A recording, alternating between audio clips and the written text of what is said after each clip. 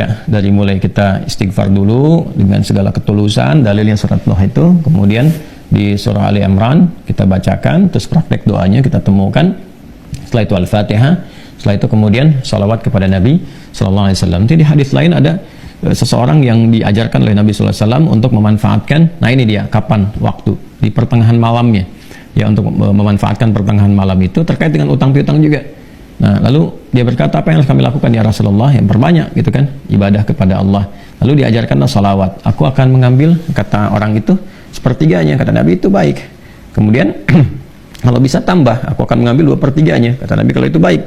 Lalu kalau bisa tambah, aku akan mengambil keseluruhannya. Ketika orang itu menghidupkan salawat di akhir-akhir malam itu, ya maka Nabi SAW langsung berkomentar, maka Allah akan mencukupkan, bahkan melebihkan apapun yang kamu rasakan gitu ya, yang kamu hadapi. Nah, itu beberapa ulama menempatkan bab itu dalam pengentasan utang piutang. Jadi kalau kita temukan, ketemulah kemudian di sana 5 bagian, yang kelimanya ditutup dengan keadaan ini kapan, yaitu waktunya tengah malam, dan ditunaikan diawali dengan sholat dulu untuk mengoneksikan diri kita kepada Allah Subhanahu wa Ta'ala. Jadi kalau Anda bertanya kapan ini dibacakan, ya, saya ulangi, kapan ini dibacakan, yang paling pokoknya adalah di pertengahan malam, di sepertiga malam. Jadi bangun malam hari supaya ada getaran kejiwaan yang lebih cepat mengamalkan Quran. Surah Al-Muzammil itu surah 73 ya, di ayat yang ke-6, inna nasyi'atal laili hiya asyaddu wat'aw wa aqwamu qila. Bangun malam itu bacaannya menyentuh kepada jiwa, lebih mudah mendapatkan kekhusyuan. Jadi sepertiga malam bangun, istighfar gitu kan. Ya, setelah sholat itu, sholat kita supaya bangun konektivitas dulu. Sholat itu kan kalau sudah bagus khusyuk, konektivitasnya tinggi. Setelah itu baru diistighfari. Istighfar menjelang sahar. Ya, wabil asharihum yastaghfirun, menjelang sahar mereka banyak istighfar. Nah, kalau sudah beristighfar itu Masya Allah, nanti di Quran surah ketiga ayat 17 itu nanti akan diberikan oleh Allah 4 kekuatan yang bersanding dengan orang istighfar. As-sabirina was-sadiqina wal-qanitina wal-munfiqina wal-mustaghfirina bil ashar.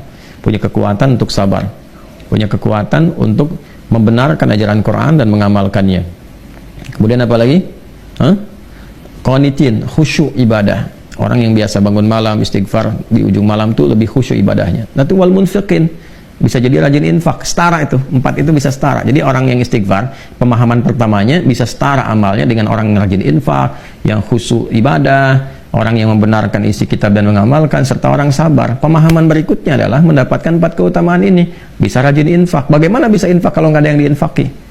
Ya, makanya itu satu-satunya juga yang menguatkan kembali bahwa ketika bisa istighfar dipraktekkan di ujung malam. Wabil asharihum yastaghfirun. Kapan istighfarnya? Setelah tahajud. Dari mana taunya? Quran surah 51 dari ayat ke-15 sampai ke-18. Innal muttaqina fi jannati wa 'uyun akhidina ma atahum rabbuhum innahum kanu qabla dzalika muhsinin. Ayat 17-nya, kanu qalila minal laili ma yahja'un. Kan mereka itu orang-orang yang sedikit tidurnya, maksudnya menghidupkan malam, rajin tahajud. Setelah itu apa? Wabil asharihum yastaghfirun. Menjelang waktu sahar, sepertiga malam ke waktu sahar, ya, dekat-dekat ke fajar, dia banyak istighfar. Nah, saat istighfar itulah dia dapatkan sampai hatinya khusyuk, baru bacakan ini. Ya Allahumma malikal mulki tu'til mulka man tasha' wa tanzi'ul mulka mimman tasha' wa tu'izzu man tasha' wa tudhillu man tasha' biyadikal khair innaka 'ala kulli syai'in qadir. Ar-Rahman ad-dunya wal akhirah. Itu tulisan ke sana. Wa rahimahuma tu'tihuma man tasha' wa tatamna'u minhum man tasha'. Kemudian teruskan langsung ke bawah. Aghnini bi rahmatika an rahmati man siwak. Minta kepada Allah. Ya, setelah itu boleh sertakan kemudian bahasa-bahasa kita minta. Terus baca Al-Fatihah, tutup dengan salawat kepada Rasulullah sallallahu alaihi wasallam. Ya, itu dibiasakan. Nah, sampai mendapatkan kekuatan, tapi bukan berarti tidak berikhtiar. Setelah itu ikhtiar tetap. Ya, tetap berikhtiar. Ya, bagaimana cara berikhtiarnya? Ya, itu bisa kita bekerja dengan baik. Kalau nggak ada modal sama sekali, misalnya kita berikhtiar dulu dengan amal kebaikan. Datang ke masjid, berusaha rapi-rapi, gitu kan? Kemudian kita lihat ke DKM-nya, misalnya mengajukan dulu permintaan. Nggak usah banyak-banyak pinjamnya.